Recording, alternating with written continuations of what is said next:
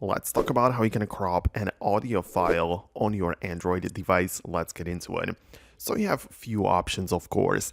It depends on what the audio file actually is, because of course, if you just recorded it as a voice recording inside of the actual recorder app, then you have a built-in cropping tool which you can use to crop the audio you have recorded, make it shorter, and end up with the result that you wanted. So this is pretty simple. You just tap on the pencil icon and you can perform the edits right there. However, for some other options, like let's say you work with an MP3 file which you did not record but you simply have it in your files, well, in that case it's a good idea to download a third-party music audio editor, the good old MP3 color apps where you can just install them and work with MP3 files.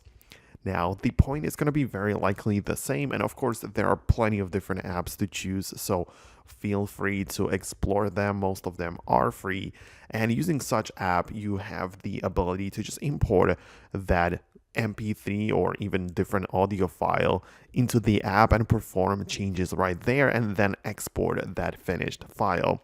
So, if you prefer that option, an MP3 color app might be required for that purpose. But there is also another approach, and that is if you want to end up with a video, and in that case, if you just want to import audio and some clips together and perhaps work with them, well, you will need to use a video editor, something like CapCut, where you can import sounds below on like a separate layer and work with them separately, and with videos again at the top, right, on their own. So you can come up with a perfect video when you just play with the audio layers as well as the video layers. So if you want to edit sound in that way to end up with a video, just make sure you use this type of software, because this is going to make it possible.